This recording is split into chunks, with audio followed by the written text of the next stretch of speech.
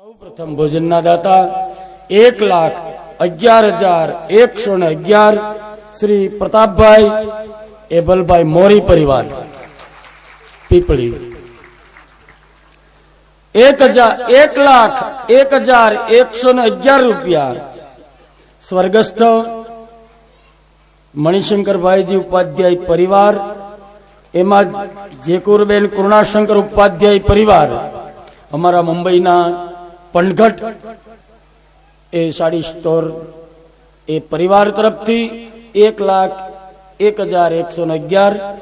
ત્રીજા દાતા એમાં 1,00,000 રૂપિયાના 3 દાતા છે, એમાં 51,000 રૂપિયા અમારા પરિવારના શ્રી કરશનજી જીવાભાઈ પાઠક, એમાં જ 25,000 રૂપિયા લક્ષ્મીધર સૌજી પાઠક અને 25,000 રૂપિયા અમારા પૂજનીય શ્રી વાલજી દેવજી પરિવાર પાઠક. આ 3 પરિવાર તરફથી 1,00,000 રૂપિયા. ત્રીજા દિવસનું ભોજન. ચોથા દિવસના ભોજન નામ જાહેર કરવાની ના પાડી છે એટલે નામ નહીં બોલું, આમાં પણ નામ લખ્યું નથી. તો 1,01,11 રૂપિયા એક સદભક્ત તરફથી એમના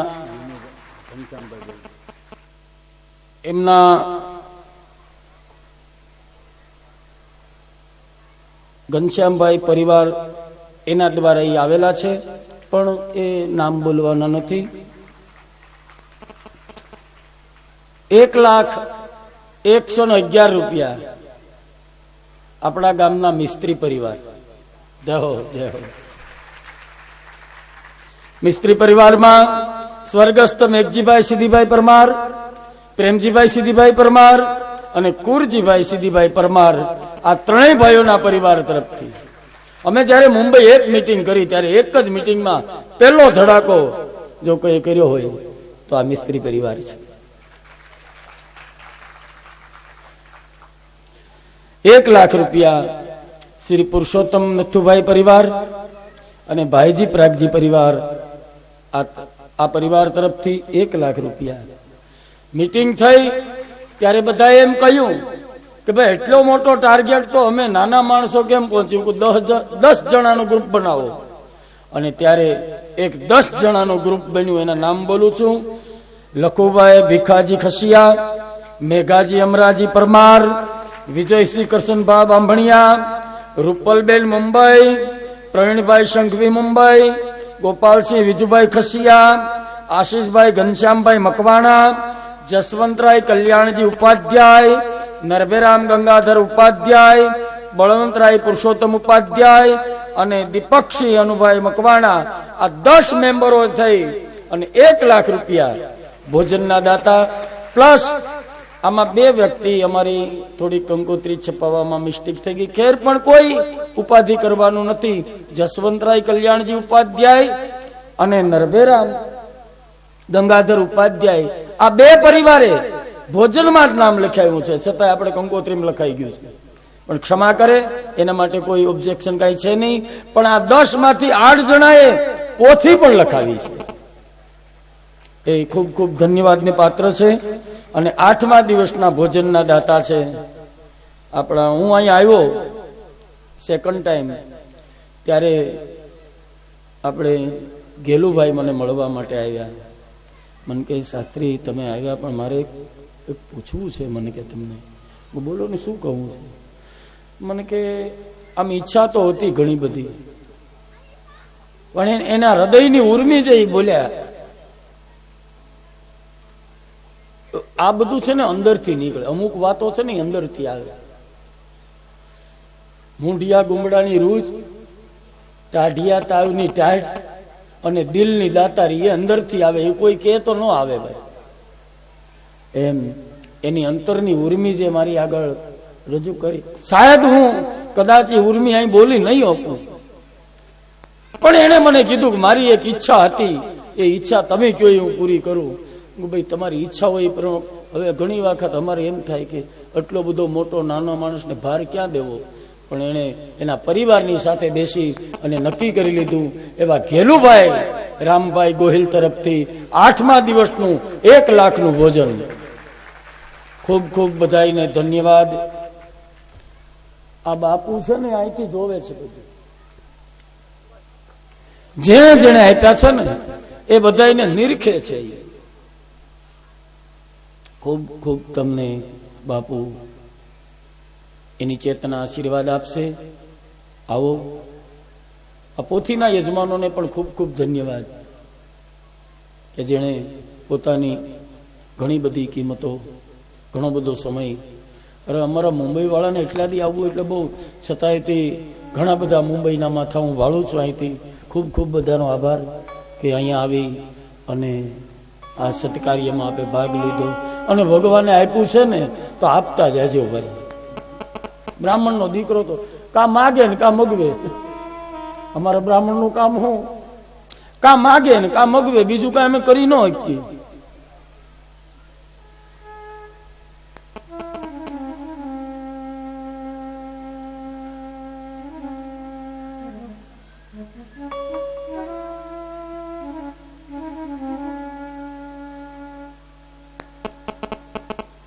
આજે બપોરે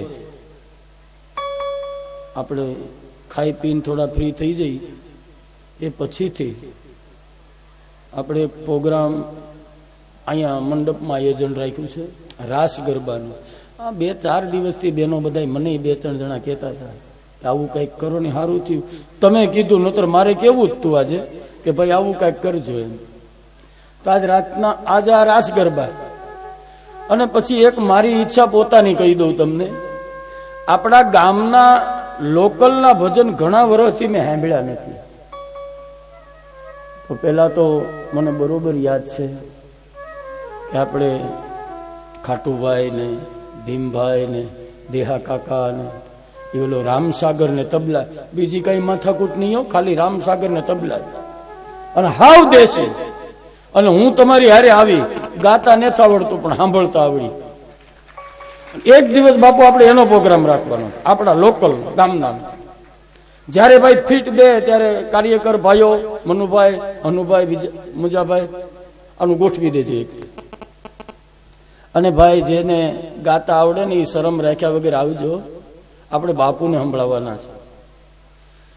તો આજનો આ પ્રોગ્રામ અહીંયા ઉપસ્થિત થયેલ નવનીતસિંહ રાઠોડ એમનું સન્માન રમેશસિંહ મકવાણા કરશે.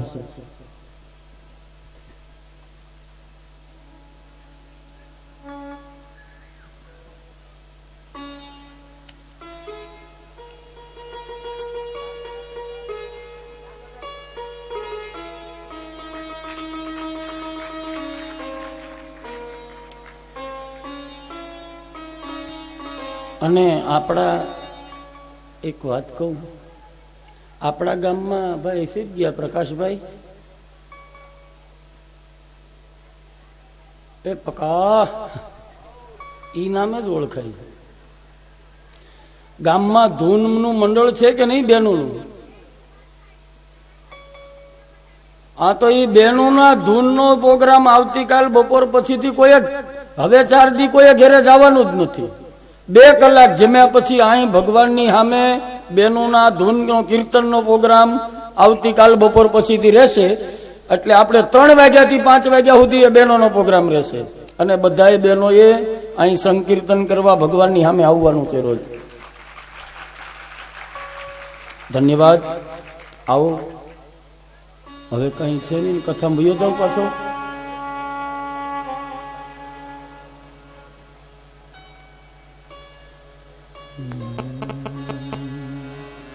મોબાઈલ કોઈનો ચાલુ છે ભાઈ?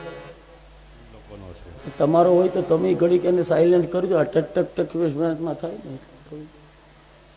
અમે તો બંધ જ કરી દીધા છે. હાવ મુંબઈ વાળાનું જે થાય એ સાચું, પણ મોબાઈલ બંધ કરી દીધા, હાલતા જ નથી. ખૂબ ખૂબ તમારો ખૂબ બહુ તમે બહુ સહયોગ આપો છો ભાઈ. આવો સહયોગ અમને ક્યાંય મળતો નથી. જો આ છે ને એ તકલીફ છે. ખેર આઈએ ભાગવતના 2ય સ્કંદમાં પ્રવેશ કરીએ. ઓમ શ્રી પરમાત્મને નમઃ. નમો ભગવતે વાસુદેવાય. શ્રી શુક ઉવાચ વર્યાણે સતે પ્રશ્ન કૃતો લોકહિતં નૃપ આત્મવિદ સંમિતઃ પુંસાં શ્રોતવ્યાદેષુ યઃ પરઃ શ્રોતવ્યાદિનિરાજેન્દ્ર નૃણાં સન્તિ સહસ્રશ અપશ્યતામ આત્મતત્વં ગ્रहेषु ગ્રહમેધિના. બીજા સ્કંદનો આરંભ બોલવાનું સુખદેવજી મહારાજે શરૂઆત કરી. વર્યાન એષ તે પ્રશ્ન. હે રાજા પરીક્ષિત, તે જે પ્રશ્ન કર્યો ને એ વરવા લાયક છે. વરવું એટલે પરણવું, લગ્ન કરવા. સુખદેવજી કહે છે, રાજા અંદરથી વિચાર તો એવો થાય છે કે તારે જે પ્રશ્ન કર્યો ને એની હારે પરણી જાઉં, લગ્ન કરી લઉં, વરી લઉં. કેવો પ્રશ્ન કર્યો? તો કે કૃતો લોકહિતં નૃપ. તારા માટે નહીં, સમાજ માટે પ્રશ્ન કર્યો. એવું ન કહ્યું કે મહારાજ ઘણા વર્ષોથી આ જંગલોમાં ભટકો છો તો ઘણી ઔષધિને જાણતા હશો, કોઈ એવી ઔષધિ જાણો છો કે આ તક્ષક કરડી જાય અને તરત લગાડી દઈએ તો એનું ઝેર ન ચડે? એવું ન પૂછ્યું.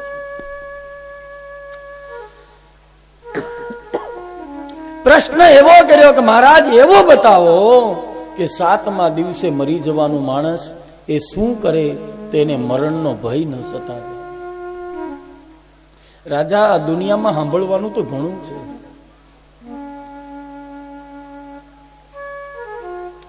પણ સાંભળવાની બધાને ખબર છે કે આ કરીએ તો સારું ને આ કરીએ તો ખરાબ, છતાંય સારું કોઈ કરતું નથી. હું તમે બધાય જાણીએ છીએ કે આ પરિવારના પોષણમાં આટલી અથાગ મહેનત કરી, ઢહડો ઢહડી અને બધાય માટે ધન ભેગું કરીએ, એમાં ને એમાં આપણે મરી જવાનું છે, છતાંય ધન ભેગું કર્યા વગર હાલે છે. અપશ્યતામ આત્મતત્વમ ગ્रहेषु ગ્રહમેધિના. આયુષ્ય જતું રહે છે. નિદ્રયાર્યતે નક્તમ વયવાયેન વાવયઃ દિવાચાર્થે હયા રાજન કુટુંબા ભરણેન વા. સંસારના જીવનમાં અડધું આયુષ્ય તો સંસારના સુખમાં જાય છે, અડધું રાતના સુવામાં જાય છે, અડધું એના પરિવારને કમાવામાં. તમારી પાસે સમય ક્યાં છે ભજન કરવાનો? ક્યારે કરશો? આ બધી મને તમને ખબર છે, છતાંય હવારના માળા લઈને ક્યાં બેહીએ છીએ?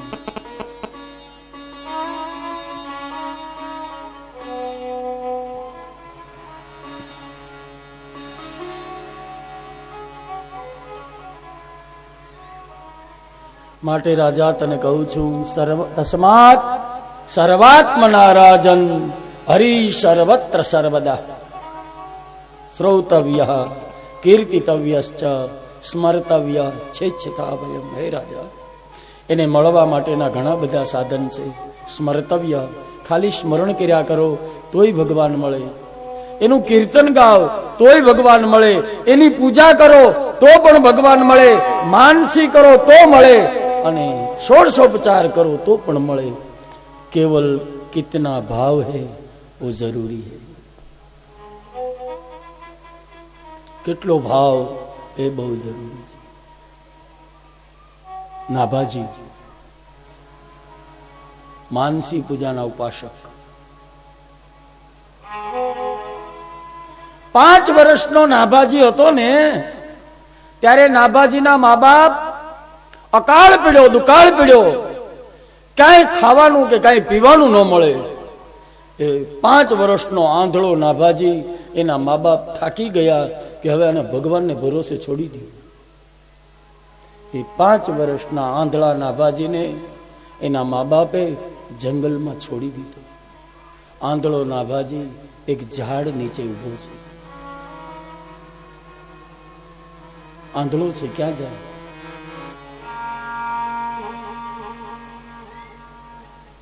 એ સમયે એક રામાનંદ સાધુના વંશના એક મહાત્માજી અગ્રદાસજી મહારાજ પોતાના એક ગુરુ બંધુની સાથે એ જંગલને માર્ગેથી નીકળ્યા. અગ્રદાસજી મહારાજે જોયું ઝાડની નીચે એક આંધળો બાળક છે. અગ્રદાસજી આવ્યા નીચે, નજીક આવીને પૂછ્યું, કોણ છે બેટા? 5 વર્ષના બાળકે જવાબ આપ્યો, કોણ છું એ તો ખબર નથી. હું કોણ? કોહમ નથી ખબર. ક્યાંથી આવ્યો ઈ નથી ખબર. ક્યાં જવાનું ઈ નથી ખબર. બાપજી આ કાંઈ ખબર જ નથી. અગ્રદાસજી સમજી ગયા કે આ જીવ કોઈ પુણ્ય કોટીનો છે. પણ એ તો અગ્રદાસજી હતા. માનસી ભક્તિ કરનારનો સર્વશ્રેષ્ઠ પુરુષ અગ્રદાસજી મહારાજ. એને વિચાર કર્યો આ બાળક જિંદગીમાં આગળ આવશે. હાથમાં જળની અંજલી લઈ અગ્રદાસજી મહારાજે નાભાજીની માથે છાંટી. પણ એના પુણ્યના પ્રતાપે નાભાજીને દિવ્ય દ્રષ્ટિ પ્રગટ થઈ. આંખો ખુલી ગઈ. આંખ તો ખુલી, અંદરની ખુલી, બે આંખો ખુલી ગઈ. એ નાભાજીએ અગ્રદેશજી મહારાજને પોતાના ગુરુ માની લીધા. આપ મેરે ગુરુ, હવે આપ. અને એ નાભાજીએ ગુરુની સેવા એવી કરી, માનસી ઉપાસક ગુરુ, પણ એવી સેવા કરી કે ગુરુ, સમર્થ ગુરુ એકદમ એના ઉપર રાજી થઈ ગયા. આમ સેવા કરતા કરતા તો નાભાજી ઈ કક્ષાએ પહોંચી ગયો કે ગુરુ મનમાં હું વિચારે છે ને એ नाभाजी ने खबर पड़ी है. अभी गुरु के मन के अंदर क्या बात चल रही है वो भी नाभाजी सुन लेता था. एक दिन अग्रदासजी महाराज પોતાના કમરામાં, પોતાના રૂમમાં જ્યારે માનસી પૂજા કરે એકલા જ બેઠા હોય, कोई मूर्ति नहीं, कोई देव नहीं, बस केवल मन से पूजा. ठाकुर जी का स्वरूप विराजमान है, उसकी सुंदर पूजा हो रही है केवल मन से.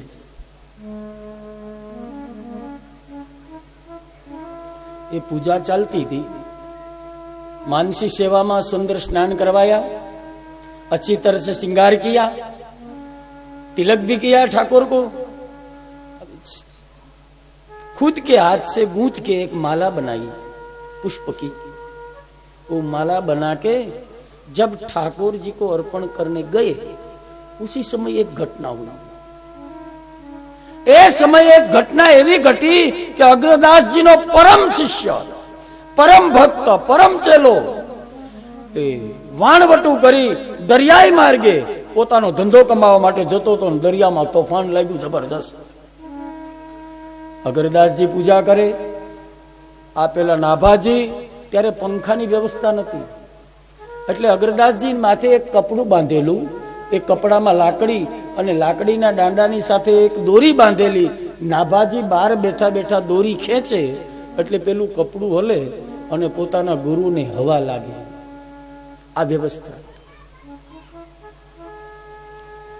ભયંકર તોફાન આવ્યું ને તોફાનમાં અગ્રદાસજીનો પરમ શિષ્ય એ ફસાઈ ગયો અને ઘડી બે ઘડીમાં આ વાણને ડૂબાડી દેશે. આવું જયારે શિષ્યને થવા લાગ્યું ત્યારે હાથ જોડીને શિષ્યએ પુકાર કર્યો, ગુરુ મહારાજ અગ્રદાસજી બચાવો. એનો અવાજ અગ્રદાસજી મહારાજના કાને અથડાયો. ઠાકોર માતે ગૂંથેલી માળા, એ માનસી માળા ભગવાનને પહેરાવી ન હતા, એમને કેચ્યું થઈ ગયા. હાથમાં માળા ને એમને ઉભા રહી ગયા છે.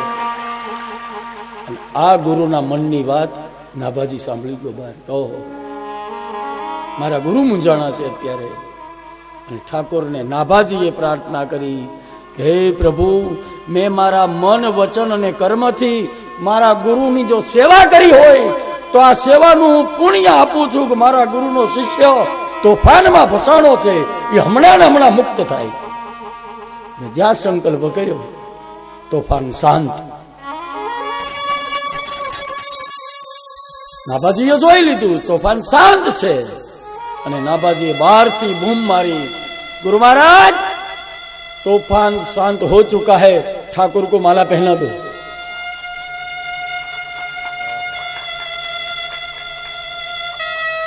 और अग्रदास जी ने माला अर्पण कर दी.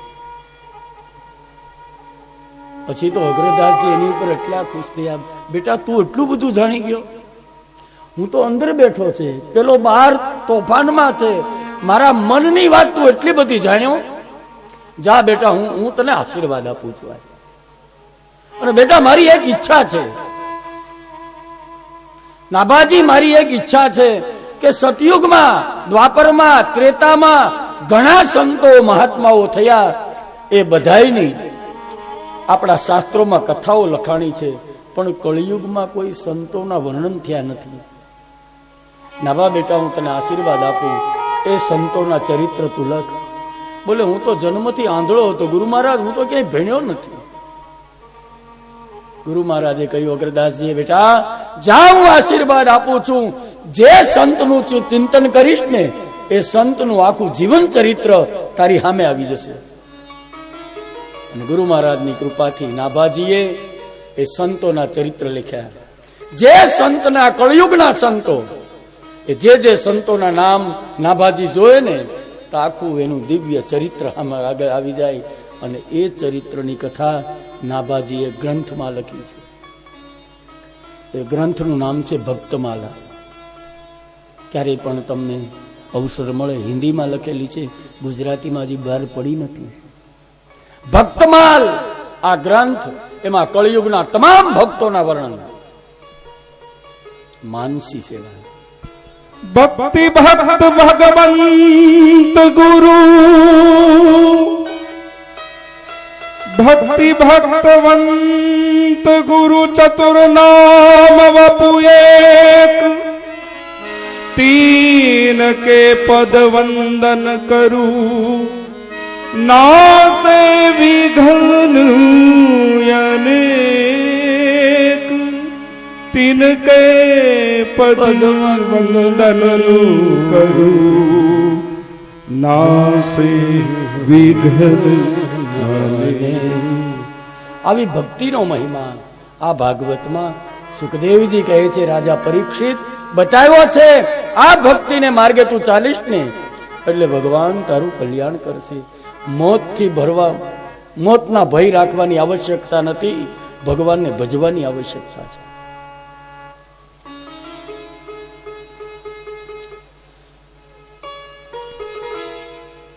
અંતકાલે તુ પુરુષો આગતે ગત સાધવશ, છેદ્યાદ અસંગ શસ્ત્રેણ, સ્પૃહામ દેહેનું યેચતમ. અંતકાળ આવે ત્યારે હરિનું સ્મરણ કરવું, ભગવાનનું ભજન કરવું. રાજન, વાતો તને કરવા લાગ્યો, પણ વાતું એ શું થાય? હરિનું સ્મરણ કરવું જોઈએ.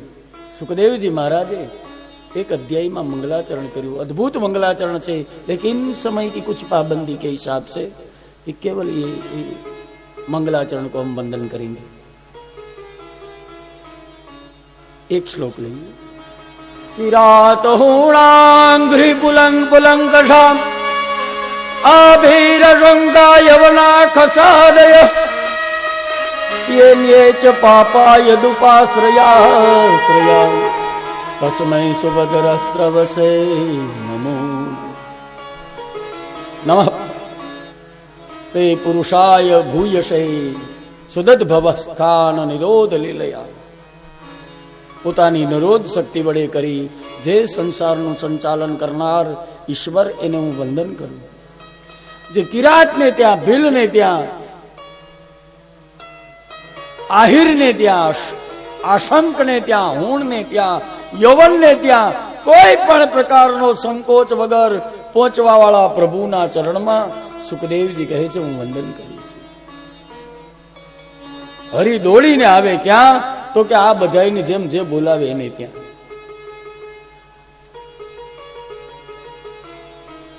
રાજા એ ભગવાનને મેળવવાના ઘણા બધા સાધનો છે. બે માર્ગ બતાવ્યા છે, એક ભક્તિ માર્ગ અને એક જ્ઞાન માર્ગ. જીતાસનો જીતશ્વાસ જીતસંગ જીતેન્દ્રિય સ્થૂલે ભગવતો રૂપે મનઃ સંધારયેદ્ય. એ ભગવાનને મેળવવા માટેનો એક માર્ગ એક જ્ઞાન માર્ગ, બીજો માર્ગ ભક્તિનો માર્ગ.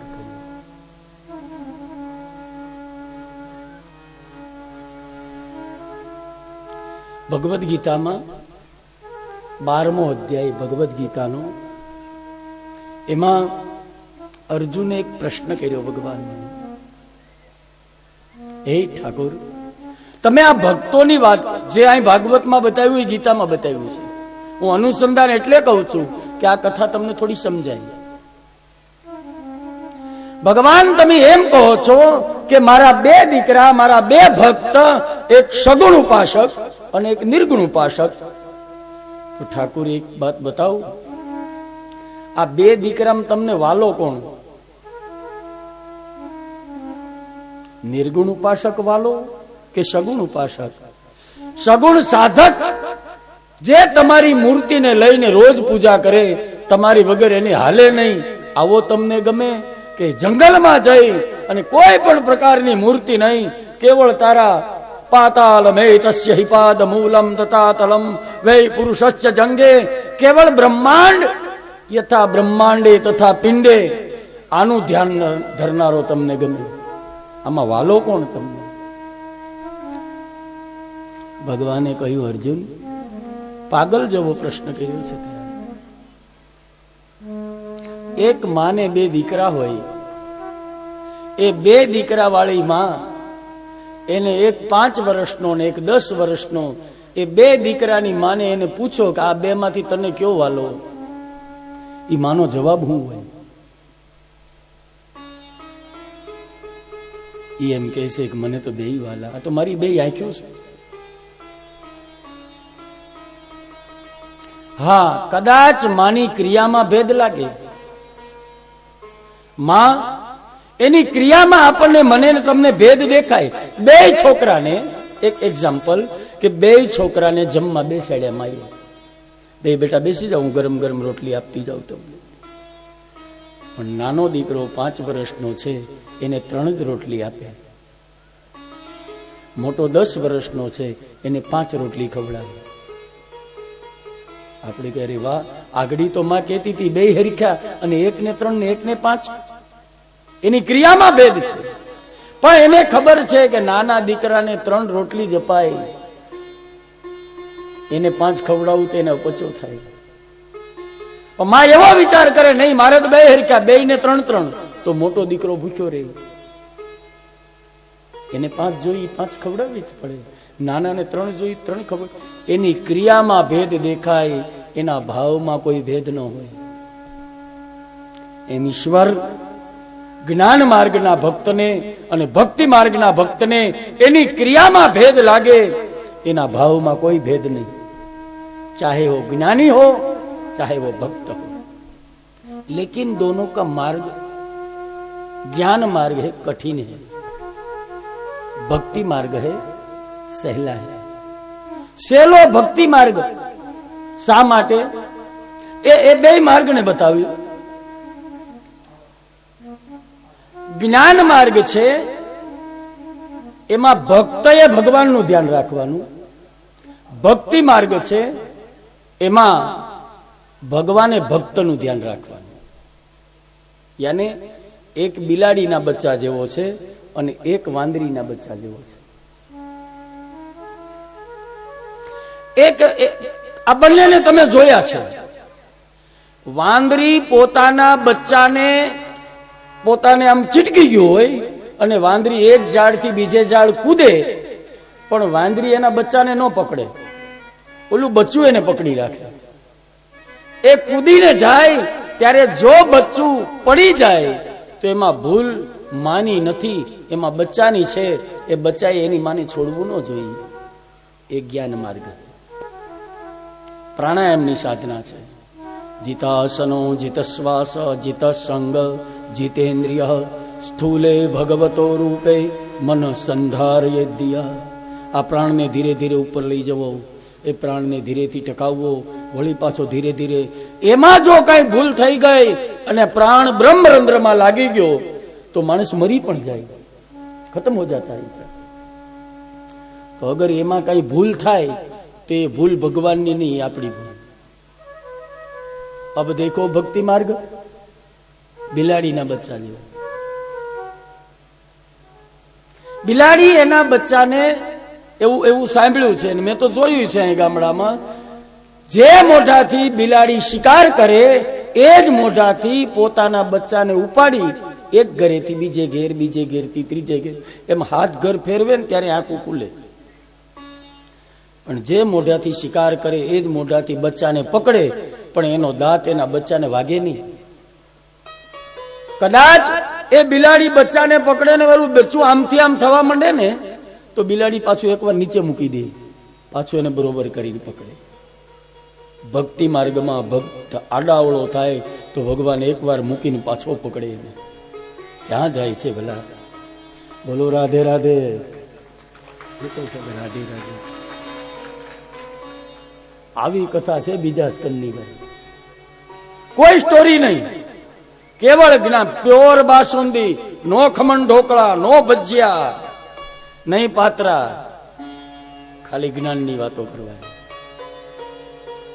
પણ આપણે ફરસાણ પ્રેમીને આ બાસુંદી પોહાય ક્યાંથી હવે? એ તો પરમહંસોની કથા છે. બીજા સ્કંદમાં ભાગવતના 10 લક્ષણો કયા? અત્ર સર્ગ વિસર્ગશ્ચ સ્થાન પોષણ ભૂતય મન્વંતરેશાનુ કથા નિરોધ મુક્તિ આશ્રય. 10 લક્ષણો છે ભાગવતના. સર્ગ, વિસર્ગ, સ્થાન, પોષણ, કુતિ, મન્વંતર, ઈશાનુ કથા, નિરોધ અને આશ્રય. ત્રીજા સ્કંદથી આ ભાગવતના લક્ષણો છે. બીજો સ્કંદ જ્ઞાન લીલા છે.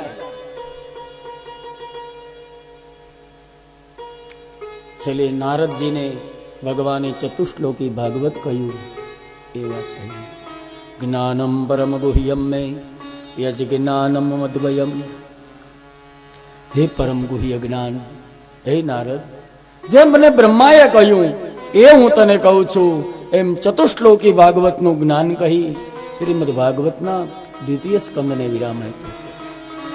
अब थोड़ी स्पीड में कथा चलेगी क्योंकि सप्तम स्कंद में पहुंचना. तृतीय स्कंद सर्ग. सर्ग એટલે સર્જન. સર્જન કેમ થવું, આખા સર્જનની વાત બતાવી છે. પોતાની નાભીમાંથી એક કમળ, કમળમાં બ્રહ્મા, બ્રહ્માજીએ 4 મોજ દ્રષ્ટિ કરી, 4 મુખ. સર્જન કરવાની શરૂઆત, પણ 4 કોર જળ. સ્થળ વગરનું સૃષ્ટિનું સર્જન પોસિબલ નહોતું એ સમયમાં. શ્રી બ્રહ્માને છીક આવી, એમાંથી એક જંતુ નિર્માણ થયું. જંતુએ જબરજસ્ત સ્વરૂપ ધારણ કર્યું. એ સ્વરૂપ એટલે બોલીએ વરાહ સ્વરૂપ ભગવાન કી જય. ભગવાને વરાહનો અવતાર લઈ ધરતીની અંદરથી જળમાં પ્રવેશ કર્યો. જળમાં જઈ હિરણાક્ષ નામના દૈત્યનો નાશ કરી એના કબજામાં રહેલી ધરતી એને દાઢના આગળના ભાગમાં લઈ અને ભગવાન બહાર આવ્યા. એને 4 બાજુથી રક્ષા માટે 10 દિશાઓ, પૂર્વ, પશ્ચિમ, ઉત્તર, દક્ષિણ, ઈશાન, અગ્નિ, નૈઋત્ય, વાયવ્ય, ઉપર અને નીચે 10 દિશામાં 10 ઐરાવત નામના હાથી ઉપર એક દિક્પાલોને બેસાડી ધરતીને સ્થિર કરી. પરીક્ષિતે હાથ જોડ્યા, બાપજી ઉતાવળ તો ઘણી છે, પણ આ ઓલો હિરણાક્ષને માર્યો એ હતો કોણ, એ તો કયો? સુન રાજન, એક દિન કી ઘટના કહું. ભગવાનના પાર્ષદો, ભગવાનના દીકરા એક દિવસે સનત કુમારો પૂરી બ્રહ્માંડની પરિક્રમા કરીને એક દિવસ સ્વર્ગમાં પહોંચ્યા અને સ્વર્ગમાં ગઈ પોતાના પિતા અખિલ બ્રહ્માંડના નાયક નારાયણને જ્યારે મળવા ગયા અને દ્વારપાળોએ છડી આડી કરી. જય વિજય દ્વારપાળોએ જ્યારે છડી આડી કરીને ત્યારે દ્વારપાળોને કહ્યું, અમે ભગવાનના દીકરા છીએ અને અમારા બાપને મળવું છે. બોલે, અમારા પ્રભુ અત્યારે શયનખંડમાં છે, અત્યારે નહીં મળી શકે. સનત કુમારો કે તમે જેને શયનખંડનો પ્રભુ કહો છો ને એને જઈને કહો તમારા છોકરાઓ મળવા આવ્યા છે, અને દીકરો છે ને બાપને રાતના 12 વાગે જગાડી શકે, એને અધિકાર છે. પણ જય વિજય માન્યા નહીં એટલે સનત કુમારોએ શ્રાપ આપ્યો, જાઓ સ્વર્ગમાં લઈને આવી દુર્મતિ રાખો છો, 7 જન્મ સુધી ભૂમંડળ ઉપર જન્મ લેશો ત્યારે મુક્તિ થશે તમારી. અને ધ્રુજા બે જય વિજય ધ્રુજી ગયા, હાથ જોડવા લાગ્યા. એ જ સમયે શ્રી ઠાકોરનું આગમન. ઠાકરે જોયું દ્વારપાળો બે ધ્રુજે છે. શું થયું? તો તમારા છોકરાએ શ્રાપ આપ્યો, 7 જન્મે મુક્તિ. અમારે 7 વાર આ ધરતી ઉપર જન્મવાનું, આ તમારા સેવકો બિના પછી.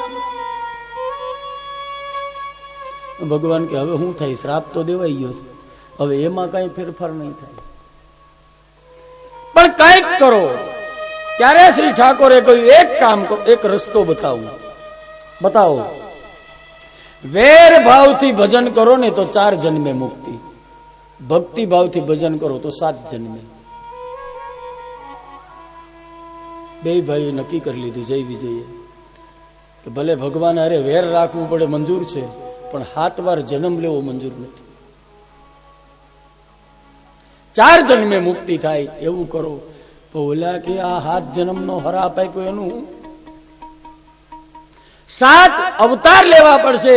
ત્યારે જય વિજયને કહ્યું, જુઓ તમારી ભૂલ નથી, ભૂલ મારી છે. મારે તમને કેવું જોઈતું હતું કે મારા દીકરા આવે તો આવવા દેજો, અને મારી ભૂલ છે એટલે તમારે 4 જન્મે વેર ભાવથી મુક્તિ અને તમને મારવા માટે થઈ, અને તમારી 3 જન્મે મુક્તિ, અને 3 ભાઈઓની 3 જન્મે મુક્તિ થશે, પણ 3ને મારવા માટે મારે 4 અવતાર લેવા પડશે.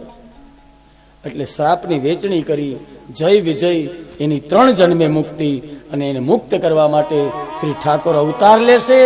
એ 4 જન્મ, એમાં પહેલો જન્મ એ હિરણાક્ષ અને હિરણ્યકશિપુ. એમાં વરાહના રૂપમાં ભગવાને હિરણાક્ષને માર્યો. નૃસિંહ નારાયણ પ્રગટ થવાના છે, 1:30 વાગે આવશે. ઉતાવળ નથી ને? ઉતાવળ હોય તો વહેલું કરીએ. જય હો, જય હો. તમારી કથા પ્રત્યેની રતિ બોલે છે. હિરણાક્ષ અને હિરણ્યકશિપુ, પેલા હિરણાક્ષને મારવા ભગવાન વરાહ બન્યા, હિરણ્યકશિપુને મારવા માટે ભગવાન નૃસિંહ નારાયણ પ્રગટ થશે. રાવણ અને કુંભકર્ણ એને મારવા માટે ભગવાન રામ, દંતવક્ર અને વિદુરથ એને મારવા માટે થઈને ભગવાન કૃષ્ણ અવતાર. પેલાના 3 જન્મ એને મારવા માટે ભગવાને 4 લીધા હતા. આમ 7 જન્મની મુક્તિની કથા કહી. ત્યાર પછી તો મનુ મહારાજનું નિર્માણ થયું. આખા ભૂમંડળ ઉપર માનસી, મૈથુની આવી સૃષ્ટિ નિર્માણ થઈ. પોતાના અંગ થકી એક જોડલું નિર્માણ કર્યું. એ જોડલું એટલે મનુ અને શત્રુપા. એ મનુ અને શત્રુપાને મૈથુની સૃષ્ટિના આરંભમાં 5 સંતાનો થયા. 5 સંતાનોમાં 3 દીકરી અને 2 દીકરા મનુ મહારાજને. આકુતિ દેવહૂતિશ્ચ પ્રસૂતિ વિસ્તૃત. તો એમાં મનુ મહારાજના સંતાનોમાં પેલા દીકરીના વંશની કથા કહી છે.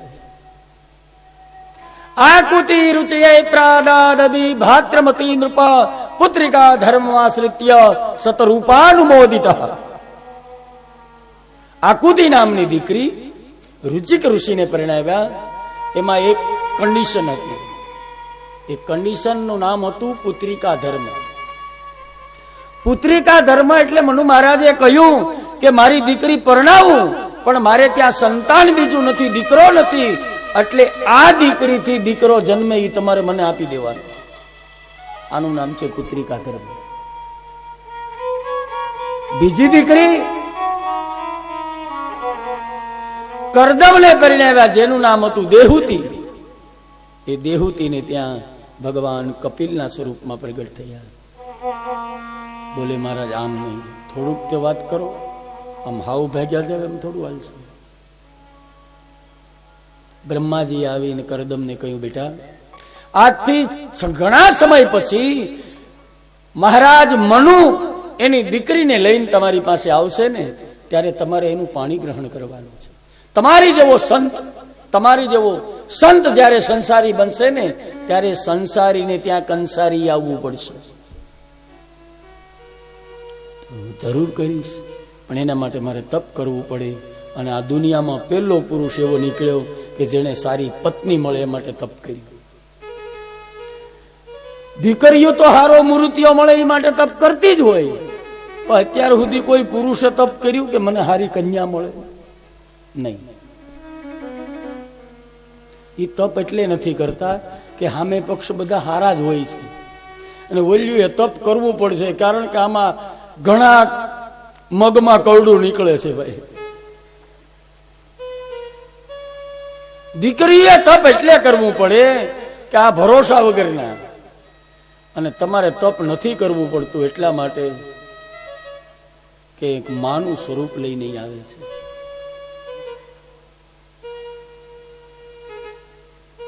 ભોળાનાથને એક કવિએ ઠપકો આપ્યો કે ભોળાનાથ, એક સમુદ્રમાંથી નીકળેલું ઝેર ઈ તું પી ગયો, ગળામાં રાખ્યું તે ઉતાર્યું નહીં, તું નીલકંઠ થયો.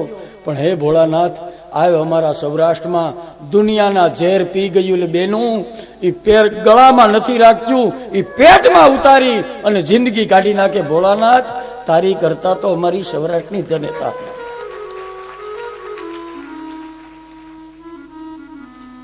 એવી જનેતા કરદમ કહે છે, મને મળે એવી કોઈ સ્ત્રી, એ માટે તપ કરું. કેવી સ્ત્રી મળે? તો કે સમાન શીલા ગ્રહમેદ દેનું. એક બ્રાહ્મણના આંગણામાં જેવી રીતે ગાય શોભે એવી રીતે મારા આશ્રમને શોભાવે. હે ઠાકોર, એવી મને કન્યા કોઈ વરે ને, એવી મારી ઈચ્છા છે. તપથી પ્રભુ પ્રસન્ન થયા. આ બાજુ મનુ મહારાજને કહ્યું, જાઓ તમારી દીકરીને લઈ અને કરદમને પરણાવો. મનુ મહારાજ શત્રુપા પોતાની દેહુતી નામની કન્યાને લઈ આવ્યા અને કરદમને પરણાવવાની વાત કરી. પણ જયારે પરણાવવા આવે છે ને, ત્યારે મનુ કરદમ ઓળખી ગયા કે બ્રહ્માએ આવીને મને કહેલું કે આ પરણાવવા આવશે. હવે જેને પરણાવવા માંગે છે એની પરીક્ષા તો કરી જવું. આવેલા મનુ મહારાજ, શત્રુપા અને દેહુતી એ ત્રણેયને માટે કરદમે સુંદર મજાના આસન નાખ્યા છે. આશ્રમમાં આવેલા મનુ મહારાજ અને શત્રુપા એ આસન ઉપર બેસી ગયા.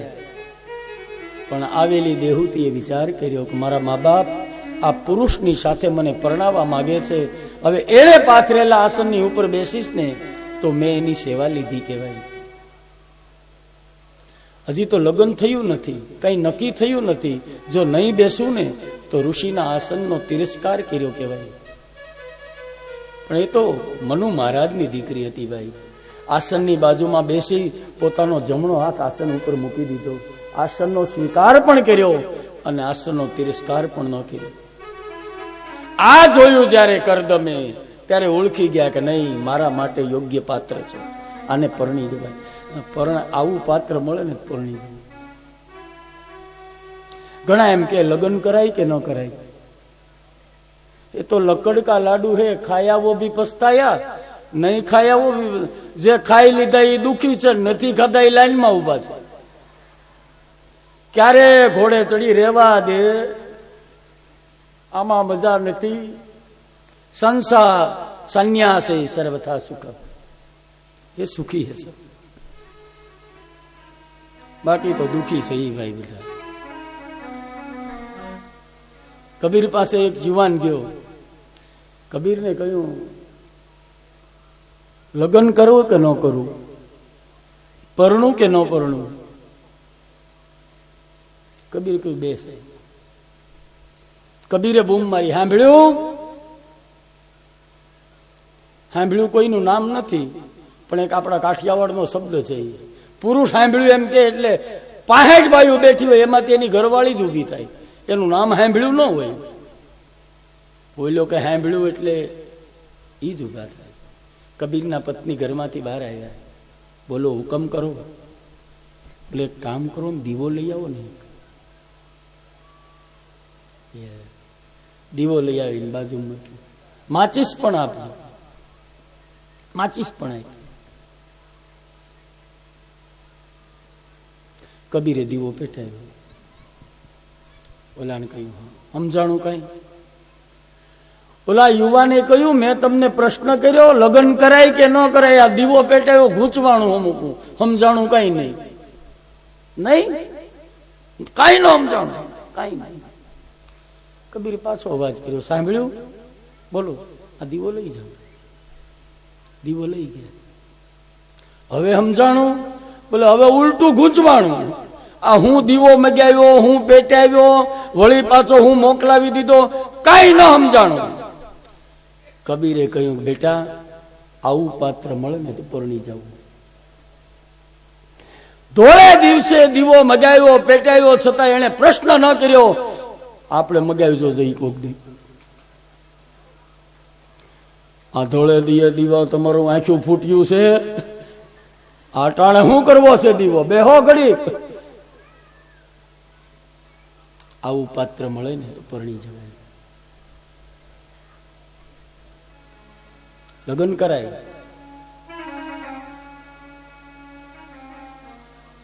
સુખે ધીરા સુખે રૂષ્ટા સુખ વિગ વિભાવિની, લગ્નની 7મી પ્રતિજ્ઞા.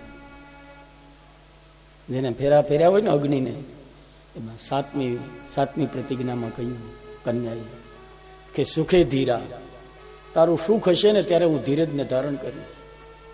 દુઃખે રૂષ્ટા, તારા દુઃખે હું દુઃખી થઈશ. બેયના ખોળિયા અલગ અને પ્રાણ એક, આનું નામ સંસાર. આવું પાત્ર મળે ને એને પરણી જાય, જરાય વાડ ન લગાડી. ઘણા બેચારા દુઃખી હોય,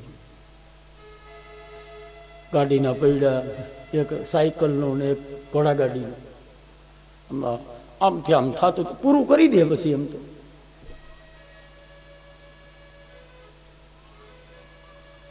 સાતમી પ્રતિજ્ઞાનો અર્થ છે, પુરુષ એમ કહે છે કે આજથી તું એ તું નથી અને હું એ હું નથી. આપણે બંને મિત્ર સહી, અને મિત્ર એને જ કહેવાય. મિત્ર હેડા કીજીએ સોચે પીર ફકીર, ઉસ તન में કાંટા લગે ઉસ તન में હો પીડ. આવું મિત્રતાનું જીવન, એનું નામ પતિ પત્ની. આવું જીવન જીવવા કરદમ બેહુતીની સાથે રાજી થયા, ધામધૂમથી લગ્ન થયા. કરદમ તો સમાધિસ્થ થયા છે. લગ્ન પછી કોઈ સંસારની વાસના એને ભોગવી નથી. સમાધિમાં બેસી ગયા અને સમાધિમાં બેઠેલા કરદમની સેવા બેહુતીએ કેમ કરી છે? વિસૃંભેણ આત્મ શૌચેન ગૌરવેણ દમેન ચ. વિસૃંભેણ, પોતાના પતિની સેવા પત્નીએ કેમ કરવી? ભાગવત કહે છે. વિસૃંભેણ, એકબીજાને વિશ્વાસ. અને દાંપત્ય જીવનનો રથ એ વિશ્વાસની ધરી ઉપર ચાલે છે. એ જો ધરો ભાંગી જાય ને, બેયને એકબીજા ઉપર અવિશ્વાસ થઈ જાય ને, એનો જીવન રથ કોઈ દી ન ચાલે. જાજે ભાગે ડિવોર્સ થાય છે, બધા છૂટાછેડા થાય છે, એ રથની ધરી ભાંગે ને એટલે થાય છે. આપણો વિશ્વાસ તૂટવો ન જોઈએ એકબીજા ઉપર, તો જ દાંપત્ય જીવવાની મજા આવશે ભાઈ તમને. વિસૃંભેણ. બીજું આત્મ શૌચેન, આત્માની પવિત્રતા. ગૌરવેણ, પોતાના ધણીનું, પોતાની પત્નીનું ગૌરવ હોવું જોઈએ. ઘણાની મોઢે સાંભળીએ છીએ, ઓહો, ઘણી બહેનો એમ કે તમારા ભાઈમાં કાંઈ ન મળે.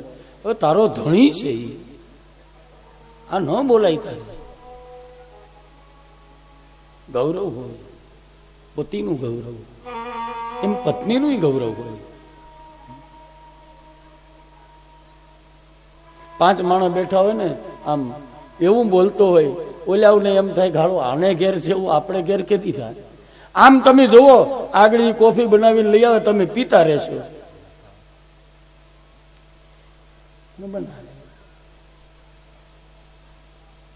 ઘણા અમારે તો કાયમ ફરવાનું ને, ઘણાના દાંપત્ય જોઈને અમને ઈર્ષા થાય, હાલા કેવું સરસ જીવે છે.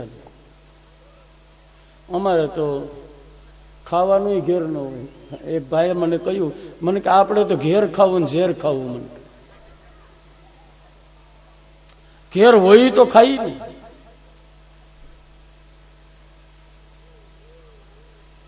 ગૌરવે દમેન ચ શુશ્રૂષયા, સેવા કરીને. અને છેલ્લી બાબત બતાવી, વાચા મધુરિયા છે. વાણી એટલી પવિત્ર હોય કે ઘરે આવેલા મહેમાનને ખબર ન પડે કે આના ઘરની શું વ્યવસ્થા છે, એવી વાણી હોય. ઘણા સુખી હોય ને ઘણા દુખિયા હોય. અમારે ઘણી વાર જવાનું થાય ને, અમારે મુંબઈમાં તો હું ડોરબેલ સિસ્ટમ,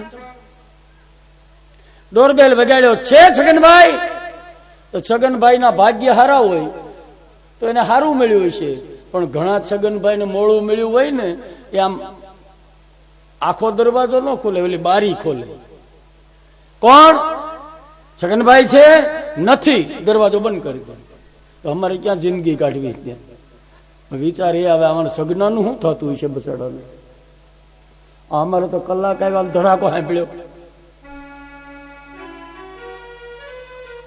અને ઘણા એવા હોશિયાર હોય, પોતાના ધણીને ઊની આંચ ન આવવા દે. એક ભાઈ રાતના 12 સાડા 12 વાગે આમથી આમ પડખા ફરે. એની ઘરવાળીએ કહ્યું હુઈ જા નહીં. બોલે નીંદર નથી આવતી. બોલે કઈ ટેન્શન છે? શું ટેન્શન છે? તું હુઈ જા નહીં, તને કઈ ખબર ન પડે ને. એક તો નીંદર નથી આવતી ને એમાં તું માથા કૂટ કરે. હુઈ જા. અરે હું તારી ઘરવાળી છું, ભલા માણસ વાત તો કર. શું વાત કરું? શું કામ નીંદર નથી આવતી બોલતો? બોલા એ કહ્યું, ચોખવટ કરી કે આ બાજુવાળા રમેશભાઈ છે ને, એની પાસેથી 5000 ઉછીના લીધા છે, કાલ દેવાના છે, એ વ્યવસ્થા થઈ નથી. બસ 5000 હાટું થઈને લાખ રૂપિયાની નીંદર બગાડે છે. બોલા ને એમ કે આ ક્યાંક કટકી વટકીના ભેગા કરી રાખ્યા છે, તે આગળ આપશે. 5000 હાટું નીંદર બગાડે. તરત પોતાના ઘરમાંથી બારી નીકળી, દરવાજો ખોલો, ફટાક દઈ. બાજુમાં જ રમેશભાઈ નો ફ્લેટ, ન્યા ડોરબેલ વગાડ્યો. રાતના 2:30 વાગે રમેશભાઈ આવ્યા, લુંગી ભરો નીકળ્યો બહાર. બોલો બેન, તમારા ભાઈને 5000 ઉછીને આપ્યા છે? આપ્યા છે. કાલે આપવાનું કહ્યું છે? તો કે હા. નથી દેવા, થાય કરી લેજો. તમારાથી થાય કરી લેજો, દેવા નથી. ઘેર આવીને એના ધણીને કે હવે તું હુઈ જા, રમેશભાઈ જાગશે.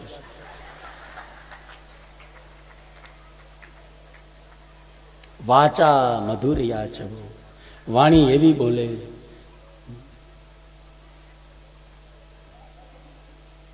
આવું દિવ્ય જીવન માં દેહૂતી અને કરદમનું છે.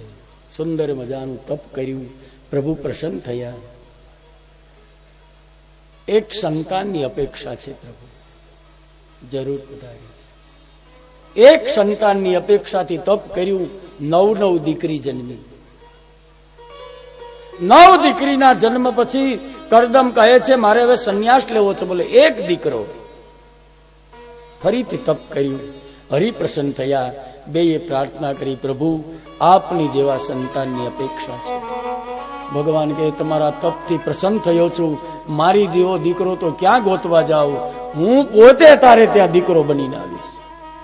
અને કરદમ અને દેહૂતીને ત્યાં ભગવાન સ્વયં દિવ્ય તેજસ્વી પુંજ લઈ અને દેહૂતીના ઉદરમાં પધાર્યા. દેહૂતીના તેજનો કોઈ પાર નથી. દિન પ્રતિદિન માનું તેજ વધવા લાગ્યું. કરદમના તપનો પ્રભાવ, ભગવાન રાજી થઈ અને કરદમને ત્યાં પધાર્યા. બરોબર સુંદર મજાનો સમય પ્રગટ થયો. કાળ એકદમ નિર્મળ બન્યો, વાતાવરણ શુદ્ધ બન્યું અને એ સમયે દેહૂતીના ઉદરથી પ્રભુ પ્રગટ થયા. બોલીએ કપિલ સ્વરૂપ ભગવાન કી જય. ભગવાન કપિલનું પ્રાગટ્ય થયું. માં દેહૂતી કપિલ જેવા આવ્યા એટલે હાથ જોડીને કહ્યું, પ્રભુ થોડી જ્ઞાનની પીપાસા છે, અપેક્ષા છે. કપિલ ભગવાનનો જન્મ થયો ને એ સમયે કરદમ ઋષિ ઘરને છોડી, સંસારને છોડી અને સંન્યાસને લઈ હરિનું આરાધન. આ વાત નથી સમજાતી. સંસારને છોડ્યો અને સંન્યાસને લીધો, પણ સંન્યાસમાં કરવાનું શું? તો કે ભજન કરવાનું. ભજન કરવાથી મળે હું? તો કે ભગવાન. ઈ તો એને ત્યાં દીકરો બનીને આવ્યો છે. સંન્યાસ લીધા પછી કરવાનું ભજન, તો કે ભજનથી શું મળે? તો કે ભગવાન. તો ભગવાન તો એલા તારે ત્યાં દીકરો બનીને આવ્યો, પછી ઘર છોડીને ગયો શું કામ? કરદમે ભગવાનને કહ્યું કે ઠાકુર તું તો મળી ગયો, પણ તે જે મને કામ સોંપ્યું છે ને મારું ઘણું બાકી છે. ઠાકોર તે હું કહ્યું છે કે મારો સંદેશો છે ને એ તું ઝૂંપડે ઝૂંપડે પહોંચાડજે. એટલે ભગવાનને ઘેરે બેહાડી અને એનો સંદેશો કરદમે એક એક ઝૂંપડે પહોંચાડ્યો છે કે ભગવાન મળે કેમ, આને મેળવવા શું કરવું પડે, એનો સંદેશો કરદમે ઘરે ઘરે પહોંચાડ્યો. એક કપિલ અને દેહૂતીનો પ્રસંગ જે થયો એ પ્રસંગનું વર્ણન એટલે ભાગવતમાં એને કપિલ ગીતા કહી છે. કપિલ ભગવાનની સામે માં દેહૂતીએ જે પ્રશ્ન કર્યા ને એ બધાય કપિલ ગીતાના રૂપમાં. એમાંનો એક પ્રશ્ન આપણે અત્યારે જોઈએ. માં દેહૂતી ભગવાનને પૂછે છે, સુખાય કર્માણિ કરોતિ લોકે ન તે પરમ ન તે સુખમ વા પરમ વા. હે માં, હે ભગવાન, માણસો બધા કામ કરે છે એ સુખ માટે જ કરે છે. તો દુનિયાનો તમામ જીવ જે અપેક્ષા જે કાર્ય કરે એ સુખ માટે જ કરે, છતાંય એને દુઃખ કેમ પડે છે? કોઈ અત્યાર સુધી એમ કર્યું કે મને 250 ગ્રામ દુઃખ પડે એ માટે હું આ ભગવાનનું ભજન કરું? મને એટલું બધું દુઃખ પડે, મને તાવ આવે, મારું માથું દુખે, મારા હાથ પગ રહી જાય, એ માટે કોઈએ ભગવાનનું ભજન કર્યું? સુખ માટે જ બધાય કરે, છતાંય સુખ મળતું નથી, દુઃખ તો મળે. તો એ કપિલ પ્રભુ મને બતાવો કે સુખ માટે કર્મ કરતો માણસ એને દુઃખ પડે છે શા માટે? કપિલે કહ્યું, માં, સુખ અને દુઃખ એ કોઈનું આપેલું નથી. સુખસ્ય દુઃખસ્ય ન કોપી દાતા પરો દદાતિ તે કો બુદ્ધિરેશા અહમ કરોમિ તે વૃથાભિમાનમ સ્વકર્મ સૂત્રે ગ્રથિતો લોક. સુખનો ને દુઃખનો કોઈ દાતા છે જ નહીં ભાઈ. પરો દદાતી તિકુ બુદ્ધિ રેશા. આપણે મનથી નક્કી કરી લઈએ કે આ દુઃખ એટલે દુઃખ, આપણે મનથી કરી લઈએ આ સુખ એટલે એનું નામ સુખ. સુખ ને રે દુઃખ ની જેને એ આવે નહીં એડકી ને એ આઠે પહોર આનંદ. એને કોઈ દી સુખ પડ્યું જ નહીં. એને સુખ શું કહેવાય ને દુઃખ શું કહેવાય ખબર જ ન પડી. કોઈ રહેવે આઠે પહોર આનંદ. હે માં, એનો કોઈ દાતા નથી. આપણે નક્કી કરી લીધું સુખ. અને તમે જુઓ, દુઃખી થવાની આદત પડી હોય ને એને કોઈ સુખી ન કરી શકે, અને સુખી થવાની આદત પડી હોય એને કોઈ દુઃખી ન કરી શકે. નરસિંહ મહેતાને કોઈ આવીને કહ્યું, મહેતા, તમારો જવાન દીકરો મળી ગયો, મારો ઠાકર કરે એ કર્યું. કોઈ આવીને કહ્યું, મહેતા, કુંવરબાઈ નું મામેરું ભગવાન પૂરી ગયો, મારો હરી કરે કહ્યું. કોઈ આવીને કહ્યું, મહેતા માણેક મેતી ગુજરી ગઈ, તો ભલું થયું ભાંગી જંજાળ, હવે સુખે બચશું શ્રી ગોપાલ. એને કોઈ દુનિયામાં દુખી ન કરી શક્યો, અને આપણને કોઈ સુખી નથી કરી શકતું.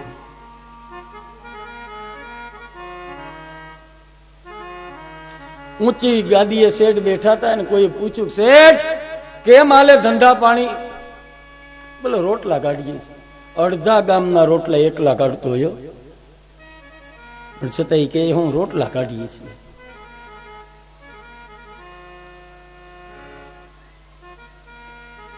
અરે કે આજ તો દુખી થઈ ગયો. શેઠ શું થયું? અરે દુકાનેથી ને ઘરેથી દુકાને આવવા નીકળ્યો તો અમેરિકાથી ફોન આવ્યો કે આપણો છોકરો જો અમેરિકા ભણતો તો એ ફર્સ્ટ ક્લાસ અમેરિકાની યુનિવર્સિટીમાં પાસ થયો. વળી દોડીને ઘરે ગયો, પેંડા મગાવ્યા, ભાડો ધોડા ધોડી થઈ ગઈ.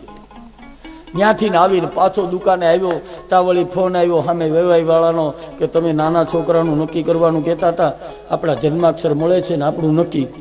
વળી પાછો ઘેર ગયો, વળી પેંડા લઈ આવ્યો ને બધાને વાત કરીને બધાને ફોન કર્યા ને હવારનો ફોનની વાહે મંડાણો. હેરાન હેરાન. આમાં એકેય વાત નબળી હતી ભાઈ. છોકરો પાસ થઈ ગયો એ હારા સમાચાર, દીકરાનું ગોઠવાઈ ગયું એ હારા સમાચાર, પણ એને દુખી થવાની આદત પડી, એને કોઈ સુખી કરે જ નહીં. સારામાં દુખી. તો આ સુખનો કોઈ દાતા નથી ભાઈ, એ આપણા નિર્માણ કરેલા છે. આપણે મનથી નક્કી કરીએ આ સુખ તો આપણે સુખ, આપણે મનથી નક્કી કરીએ આ દુઃખ તો આ દુઃખ. મનથી નક્કી કર્યું કે ઓહો 15 લાખ રૂપિયા 1500 ની આવી, દુખી થઈ ગયા. વળી બે ભાઈઓ કીધું કાંઈ મુંજાવમાં બધું થઈ જાય, આ ભોળો નાથ બધું કરશે, એ સુખ. આનો કોઈ દાતા છે જ નહીં ભાઈ, આપણે અંદરથી ને ઉત્પન્ન કરેલા છે બે પાસા.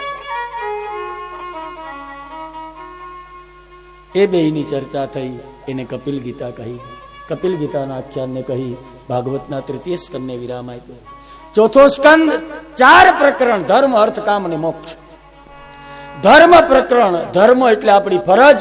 ધર્મ પ્રકરણ કહેવા માટે 2 સતીના ચરિત્ર, એક દેવી અનસુયા અને એક ભગવાન શિવના પત્ની સતી. સતીત્વનો પ્રભાવ અનસુયાનો આખા બ્રહ્માંડની અંદર છવાઈ ગયો. આખા બ્રહ્માંડમાં વાતો થવી લાગી કે સતીત્વ અનસુયા જેવું કોઈનું નહીં. પણ સ્ત્રીઓમાં પણ એક નાનો એવો ઈર્ષા ભાવ હોય. તમે કોઈની સ્ત્રીના વખાણ કરો ને એ બેનોને ગમે નહીં. અને આજકાલનું નથી, અનાદિકાળનું છે. નારદજીએ જઈ અને બ્રહ્મલોક, વિષ્ણુલોક અને રુદ્રલોકમાં જઈ અને સતી અનસુયાના વખાણ કર્યા ને, એ 3 દેવીઓને ગમ્યું નહીં.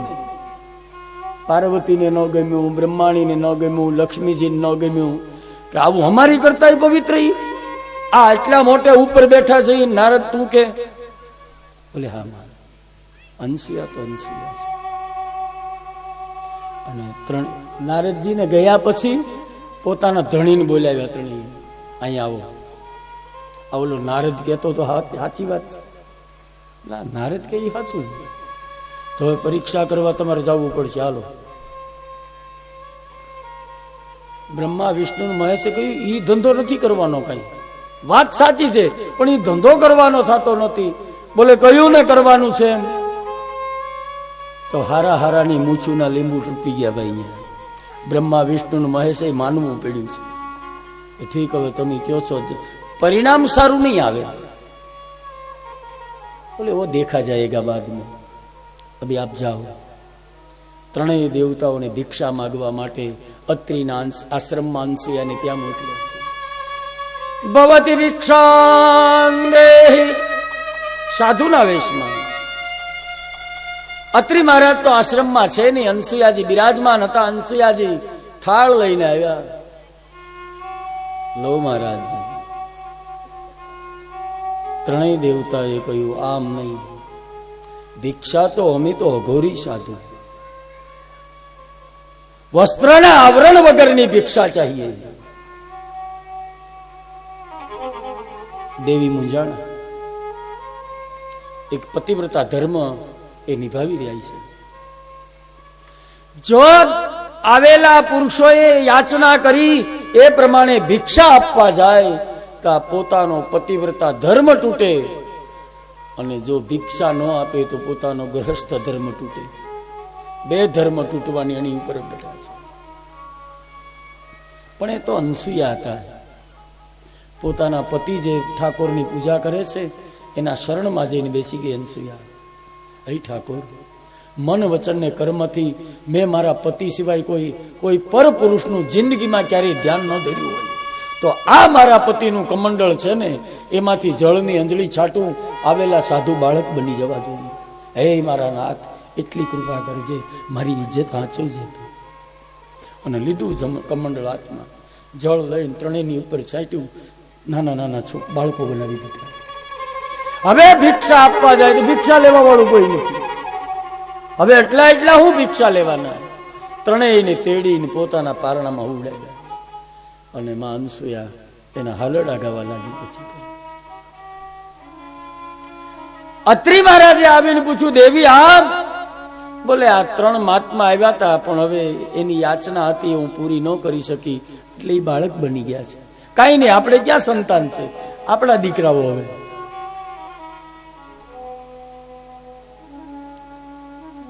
ઉપરના લોકમાં ખળભળાટ મચી ગયો કે આ ભિક્ષા માગવા ગયા હજી કઈ આવ્યા નહીં.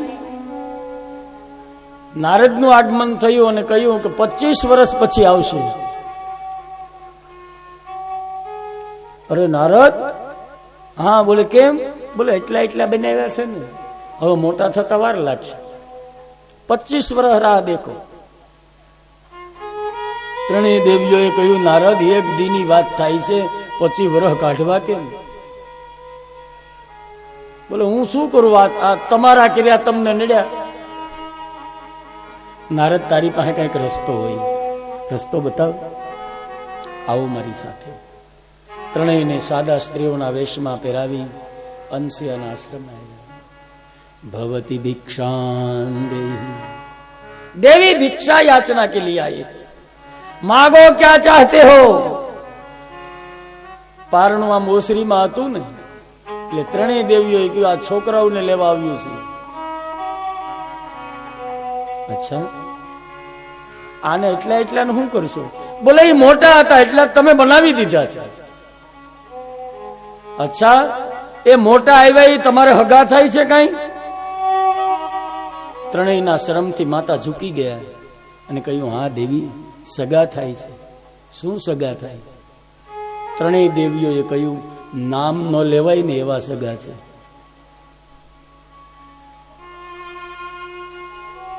અનસુયાએ ભિક્ષા આપી. ત્રણેયને પાછા પુનઃ હતા. એ સમયે 6 પોતાના સ્વરૂપમાં આવ્યા. શિવ અને પાર્વતી, લક્ષ્મી અને વિષ્ણુ અને બ્રહ્મા અને સાવિત્રી સામે ઉભા રહીને કહે છે, માગ અનસુયા, આજ તું જે માગી છે અમે આપશું. હાથ જોડીને કહ્યું, જે પારણામાં હુતા ને એ ખાલી છે. તમે જેમાં હુતા હતા ને એ હાવ ખાલી પડ્યા છે. તમારા સ્વરૂપે આવી અને પારણામાં પોઢો. ત્રણેય દેવતાઓ બોલ્યા, તથાસ્તુ. સોમો ભૂત બ્રહ્મ અંશેણ દત્તા વિષ્ણુ તુ યોગત. ત્રણેય દેવતાઓએ કહ્યું, તથાસ્તુ, ત્રણેય આવશું તારે ત્યાં. અને ત્રણેય પધાર્યા દત્ત, દુર્વાસા અને ચંદ્રમાના રૂપમાં.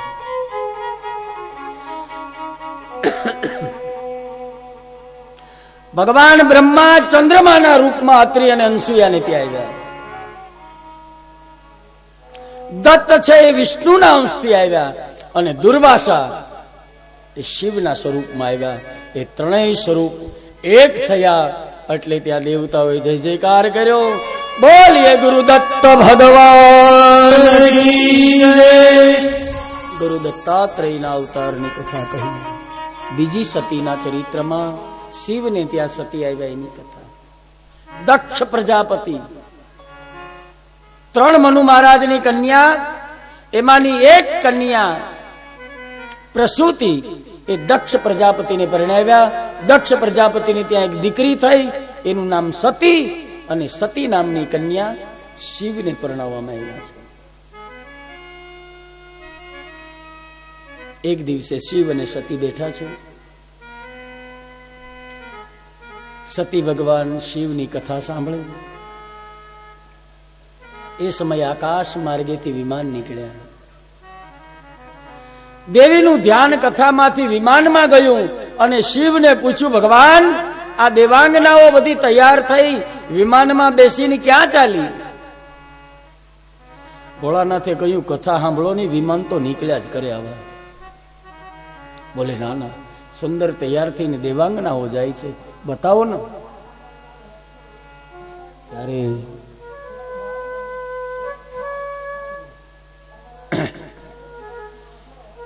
વળી જીદ કરી એટલે શિવે કહ્યું કે દેવી, તમારા પિતાને ત્યાં એક યજ્ઞ છે અને આ યજ્ઞમાં આ બધા દેવો અને દેવાંગનાઓ જાય છે.